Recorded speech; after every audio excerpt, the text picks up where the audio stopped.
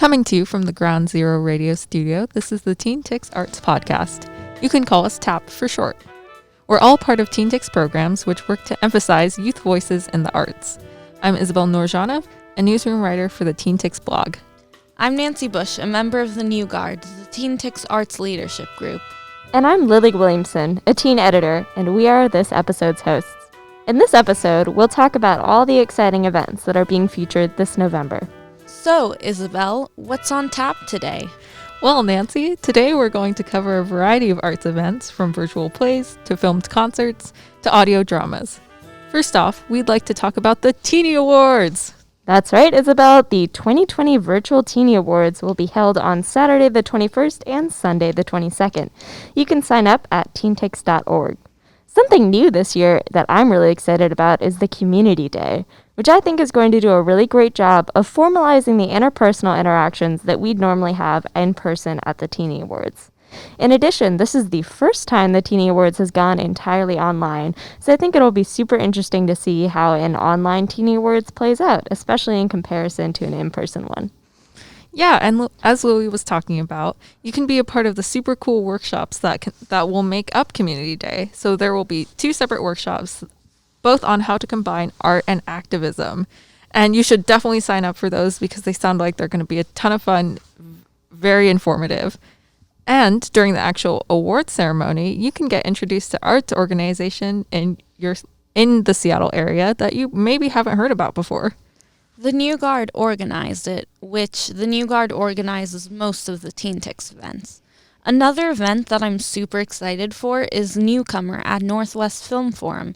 It's a film about the Seattle hip-hop scene, which is super cool to me because I am not at all familiar with it. Newcomer bills itself as a substitution for a year without concerts. So I think that it's going to be a really great way to see how the music industry, especially the hip-hop scene in Seattle, has been affected by COVID-19 and how it's bounced back to produce amazing events like Newcomer. Again, I'm not really into hip-hop, and since the film is a bunch of clips of different artists in the Seattle area, I think it's going to be a super diverse introduction to hip-hop, which, again, it sounds super awesome to me. Yeah, and it's also awesome that it is a filmed concert rather than a traditional documentary, so you get to see the actual styles and performances of those in the local Seattle hip-hop scene. Another event we want to talk to you about today is Liminale at Cornish Dance Department. This event was super interesting because it was really focused on audience engagement. I feel like all too often the shows that I end up seeing during COVID-19 wind up being me on my couch watching something on my laptop, feeling utterly disconnected from the Seattle art scene and from the art that I'm watching. So I think that Liminale's focus on active participation during COVID-19 is really amazing. The choreographer is Alici Ghosty, and you can find her website at ghostia.com. Her company is Malacarne if you want to check out more of her stuff. Unfortunately, it already happened, but you can read about it on the TeenTix blog soon. Mm-hmm. And since this event, as well as Newcomer, are both going to be covered by TeenTix newsroom writers, I'm really interested to see what the writers' comments on live performances versus like Liminale versus pre-recorded performances like Newcomer will be, and to see the differences between those 2 types of performances. Another interactive but in-person performance is 1,000 Ways, which is described on its website as, quote, a 3-part performance in which your words, actions, gestures, silence, thoughts, and willingness are the tools. With 2 people, a telephone, a table, and a stack of cards, a new type of performance emerges. Everything we need is already here, just you and me, unquote. And this series of performances is written and created by Abigail Broad and Michael Silverstone. 1,000 Ways is going to be performed at On the Boards. I actually just bought tickets for it, and I'm really excited because I think it'll be super interesting to see how in-person performance art has adapted to COVID-19. In addition, I think that On the Boards is really smart in producing 1,000 Ways right now because it is going to help us create the interpersonal interaction that we've all really been wanting during a time of social isolation. I also want to get tickets to it because, again, it just sounds like it's going to be a lot of fun. And something that I find super interesting is that it's actually a performance with multiple different parts that take place several months from each other. The first one took place a couple months ago and was a telephone call, and the third part is going to be sometime in 2020, hopefully when COVID lifts, or the lockdown lifts at least. Another performance I'm super interested in is Unleashed Festival, produced by Porkfield Productions. It highlights scripts by artists of colors, especially in genres where they just aren't highlighted enough.